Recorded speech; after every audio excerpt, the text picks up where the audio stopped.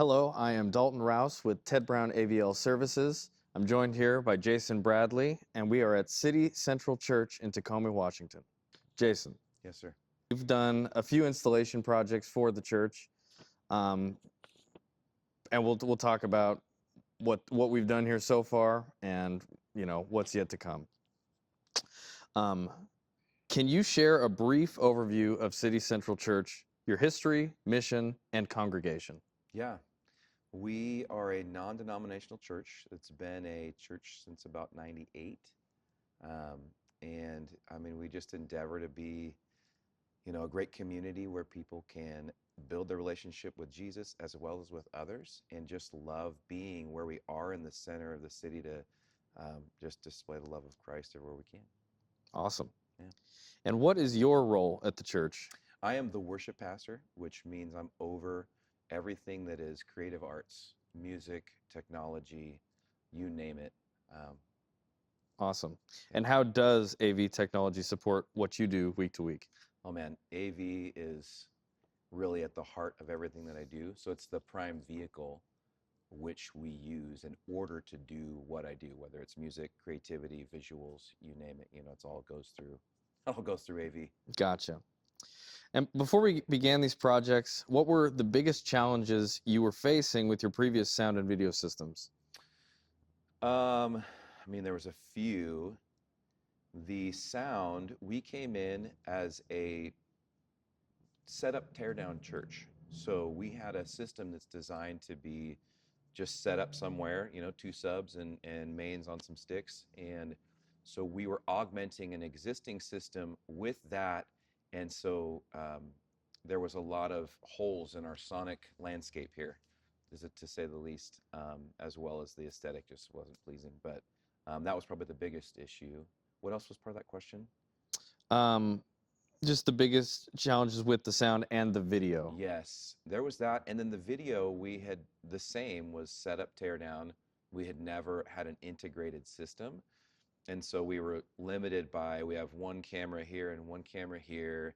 And then even our volunteer staffing is tough at times where one guy is trying to run something from the booth, run down and adjust focus, run back up, hit the other camera. Mm-hmm. And they was running around and it was always tough. Sometimes you'd have a camera operator and the luxury of having more than one volunteer where you might be on a walkie and then it still was convoluted. So there was just a lot of inconsistency with who was running it, what they knew about cameras or didn't know, and then the ability as far as like it's a bigger room. So running up, you couldn't just have a guy on a camera. It just creates a lot of distraction and chaos. Yeah. How did those issues affect your worship services, volunteers, or the overall experience for people attending in person or online? Yeah, I mean online, it's so much more consistent now, and that would be the first thing as far as an online would be the inconsistencies week to week from audio to visual representation, or if it even worked and was on. Um, In-house, it led to a lot of distraction, whether the sound was failing or having a moment. It would be distracting for anybody out here receiving, sitting in a teaching or trying to sing along and there's mics dropping or the sound freezing. Another big issue that I have faced for the last decade plus with our sound system is that, posts at the end of a service, they do kind of a ministry time. And this area is filled with people. I was always fighting complaints of it's hurting our ears or I can't talk to people, we can't do it, but they're also wanting us to play for the rest of the room and have some music. And so that tension has always been a tension. And this was the first time that we changed out the speakers and the way you guys set it up. I have not had literally one complaint since we swapped it out. Nice. That has been my biggest rejoice. Like, oh my gosh, it's been less stressful. And that'd be the other thing is that with the inconsistencies of sound and the board and what was going on, my volunteer staff would be so stressed out that it would make them burn out and not want to be a part, which we don't have the luxury of a big budget. I can't just like hire a ton of people and then I've got to lean on volunteers. But if I'm burning my volunteers out because the technology is failing Mm-hmm. it's not fair for them to have to continue to learn like, oh, well, this one on this setting, you have to troubleshoot once in a while like this. Yeah. I mean, that takes years to learn that kind of stuff. And so it just was like, it's not conducive. Were there any specific moments or frustrations that made you realize an upgrade was necessary? Oh man. I mean, multiples of what I just described. Yeah. Yeah, like There was no single catalyst. It was just a bunch of no, them. it was enough that just piled up. We'd have yeah, you'd be in the service and the board would freeze, or we'd lose control of certain things and have to do a reboot, and hopefully you're kind of hanging on until the end of a service, and we're in a 3 service reality. And in between services is only about 15-20 minutes if you're lucky, and so you're trying to reboot everything with the rack and all the stuff, and then it just was a grab bag of, it would be so stressful. That's all. And it shouldn't be. It's just a church service, but yet there's a degree of people are coming in and it's an unfamiliar space. Mm-hmm. And so it really, in one degree, hampers the hospitality, where someone's like, what's going on around here? And why are these people stressed out? And it gets in the way of us doing what we do best, which is being with people. Right. Yeah. And so, yeah. What were you looking for in an AV integration partner for your church? Someone who's had a history with churches and can understand that we're not trying to just do a production for production's sake, right? It's not a show per se, as much as this space facilitates multiple types of events throughout any given week. And so we needed someone to understand, one, just church culture, and as well as the multi-use reality, I guess would be what I would say. And what made you choose us to work on these projects? What gave you confidence that we understood those needs? I mean, first was, your predecessor, Mike Kay, had done work with us. So we had worked with Ted Brown in the past, doing, sound dampening and him providing sound equipment for us. So even in our setup teardown reality, I think he was the one to help say, this is the best solution for you guys. And so I just knew that you guys had a lot of knowledge and have done this with other places. And so, yeah. Awesome. So thinking about the first project that we really did, the sound reinforcement, the speakers. Yes. What problems were you hoping that would solve specifically? The speakers, it was twofold. The biggest one would be the inconsistency throughout the room. And that was probably the first thing, is that a guy can mix, and he's mixing it one way, but the reality of the consistency from that point of the room to over here or back there or up there was so inconsistent that you're providing just, it was very problematic for people to not know. I had to learn the room, and then it's kind of funny where they come in and, where should I sit? I'm like, what kind of person are you? Yeah. Do you want it quiet? Sit over there. Do you want it loud? Sit right there. Do you want it, and which is really kind of lame. You want a consistency throughout the room, So there was that, and then, it just created that, again, a stressful environment for the sound engineer, volunteer engineers to work, where they don't know what's going to happen. And so the speakers, and then visually, we had these things sitting on the stage, and so it actually was hampering the visuals of the screen for people over here. The dynamics of, you just want to have a clear landscape that's easy for and accessible for everybody, especially in a round room like this. It's a little bit different, so. Yeah. And then going to the second project, the video system, the video upgrade, with PTZ cameras, video switchers, getting the projectors wired up, and the live stream rewired in. Yeah. What goals did your team have for your online and in-room experience? Online, and we're still, I think we're always endeavoring to fix this or figure it out, but to provide an experience that someone could feel like they were here in the room, and or it's an accurate representation, so that our goal would be that they're enough inspired, like, man, I'm listening to this, I want to go there, not I want to turn it off. And so whether we were doing a live stream or a post-production, the reality that the multiple cameras offers that ability to get so many different looks, like you're in a room, and where you're going, which is what a boatload of churches obviously already do it well, but that aspect was helpful. And then what I described prior, which is the volunteer staffing, the ability to have one guy be able to actually run it from one place, has created so much ease where, you can zoom in and have a tight shot here and a wide shot here, and they've got the ability to run a true production, as it should be from one spot.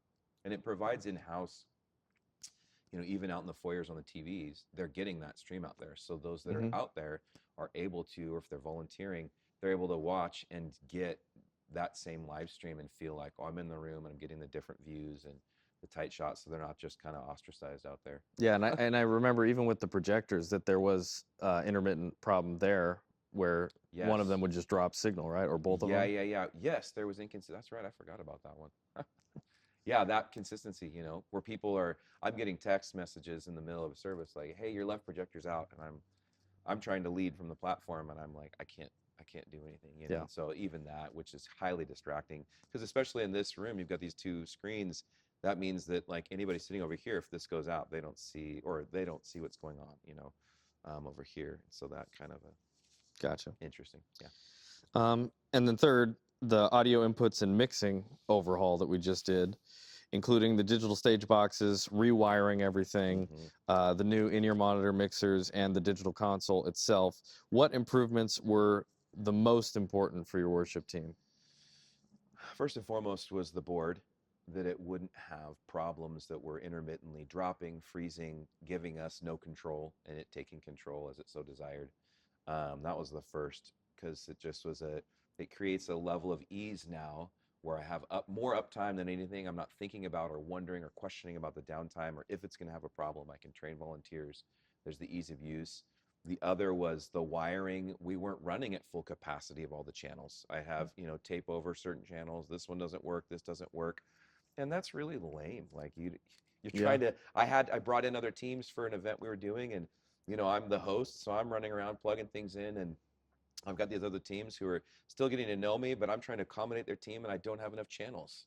And I'm like, okay, I can't, I got to do this, and then I'm having to figure out, just kind of like that's not suitable for people, as another venue, and so as well as just the consistency. So with the rack, sometimes some of the equipment wouldn't fire up properly, randomly drop, we lose half the monitors at random, and it would either start that way or it happened in the middle of a service. Why did we lose our monitor? It's just so, again, it's that consistency of, use, and then training, less stress. People are actually excited. You've got people who want to come in and volunteer, and they're excited to have a fun experience learning, like, even if they're beginners, getting to learn how to run sound or play an instrument. It's one thing to have to focus on learning how to do what you're doing musically, another thing to have to like feel, that you're going to get cut off and not know what's going on, to not think about the rest of it is Yeah. troublesome. What were the design and installation processes like from your perspective? uh Pretty simple for me. Yeah. Yeah. I just said, hey, you guys were great at asking questions, coming in, even being in the room. You and I had multiple conversations, and everything from me asking about, acoustics in the room and reverb, and talking through what goes on in here, and here's the troubles I ran into, and everything from the complaints to the advantages. And so you guys did a great job, I think, doing homework and asking me about the environment, and then designing something that would be conducive, which it has. I mean, it's been so easy. Every time we've upgraded a system, it's kind of like that now falls to the wayside in the best way. Like, I'm not thinking about it. It's Hmm. just faithful. It runs. Let's do it. How did your worship team, pastor, and volunteers respond to the new systems and the training? I mean, everything was high fives, excitement. Everybody's excited. So, the board, the speakers was an immediate change. Obviously, aesthetically, they could see there was more visually up here. The big things were gone. But then sonically, there was no complaints from this front area. There was, for the post ministry time, there was excitement around how it sounded, across the room, no matter where they were. Most people were like, it sounds so much better. It's clearer. It's, all the things that you hope for, which nobody wants to be. It has to do somewhat with the engineer, but nobody wants to be looking and going, why is that guy playing? I don't hear anything, or, there's these weird jolts or, sounds. So, everybody just loved obviously, that the experience is better. They're able to come in and not be distracted and actually do what we're trying to do, which is connect with the Lord and connect with one another and go, okay, we're just able to lock in. Um, I don't know what else you asked them. The volunteers, they've loved it, especially. Um, I was most excited. One of the most things I was excited about was the monitors. Mm-hmm. Oh man. And so once I've taught the people and they're learning, they're immediately like, oh, this is so much better. And so that was a big, Well, it's interesting. This is not here, but it's interesting how like you already had the monitor mixers from PreSonus, and yeah, we switched down to Heath. It's like something that seems like a subtle change. It's interesting to hear how much of a difference that made. yes, That it's like it's kind of apples to apples, but it isn't. Like totally. And that, I mean, and we'd it's. gone from a Roland prior to that. Mm-hmm. And so, I think it just goes to show that like the exact technology sometimes is like the icing on top. It's like not only is it this monitor mixer, but it's like this one for you guys yeah, is different. yes, yeah. And being able to have that control, I mean, it's better. Since the upgrades, what changes have you noticed in the sound quality in the sanctuary? Yes, I mean, that, Intelligibility. yeah. That definitely, that was the most recent, um, feedback was that people can hear everything. There's like, yeah, there's consistency in the clarity is probably the best word. Um, it's like that moment you go from whatever, your phone speaker and put on some just nice, like even like Bose speakers and go, oh, Mm-hmm. I can hear everything, and so people are hearing. There's just people that they don't know how to communicate, but I know like, oh, they're hearing the full frequency of, the keyboard, or they're hearing the separation actually, or they're hearing things that they don't know. They just say, man, it just sounds so much better. Yeah. And it someone said, I can hear everything, but it's not painful. My ears aren't hurting, and it feels loud, although it's not like loud, like painful loud. And so that's even a good sign of obviously mixing. But then again, the tools available to make that happen has been huge. And yeah, so I don't know if that answers the question. Yeah. In what ways have these AV upgrades supported your ministry goals, such as clarity of the message, engagement during worship, accessibility or connection with people who can't attend in person, Yeah, etc.? yeah. I mean, exactly that.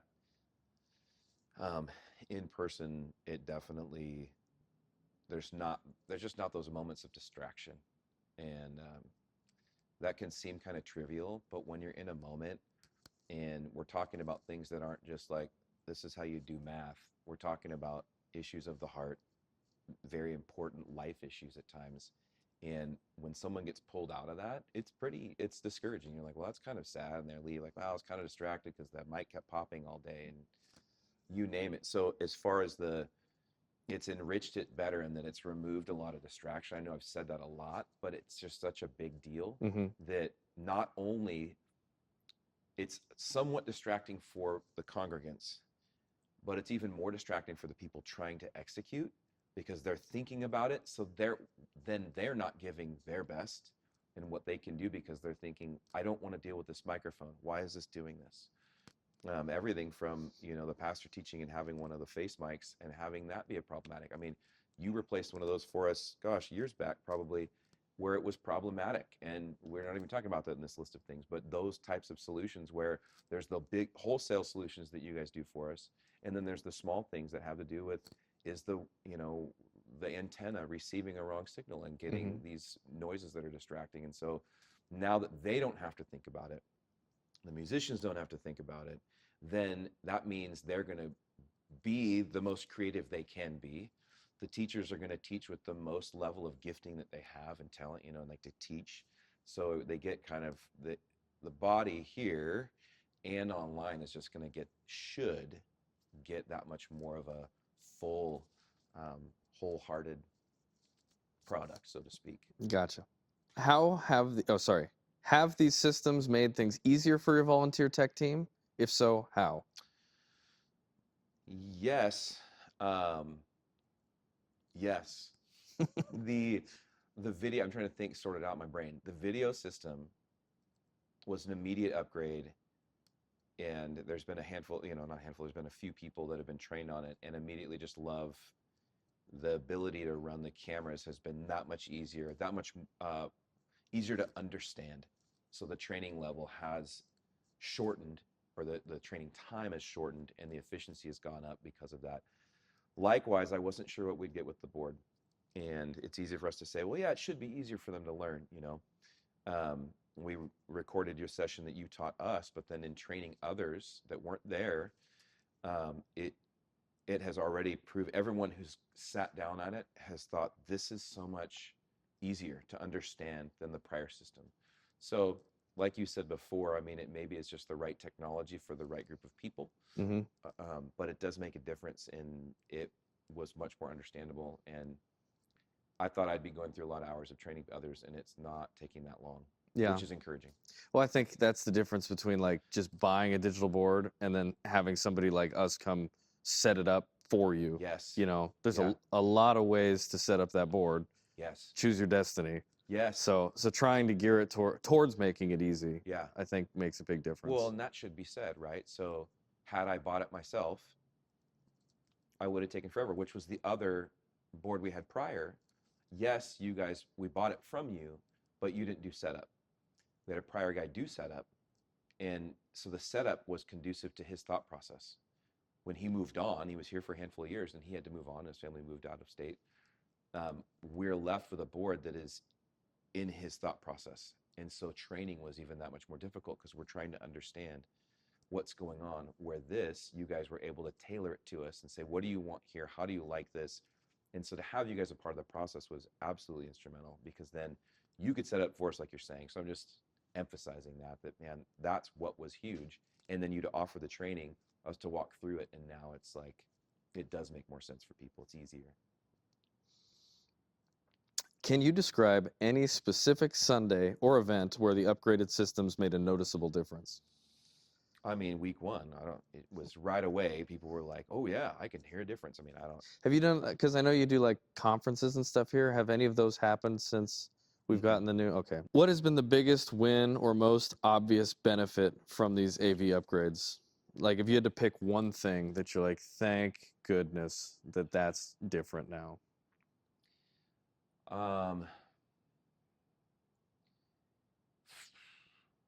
I think the word would be, for both sides of it, whether it's congregation or myself, the word would probably be consistency. You know, whether it's online, people aren't wondering if it's going to be on or not.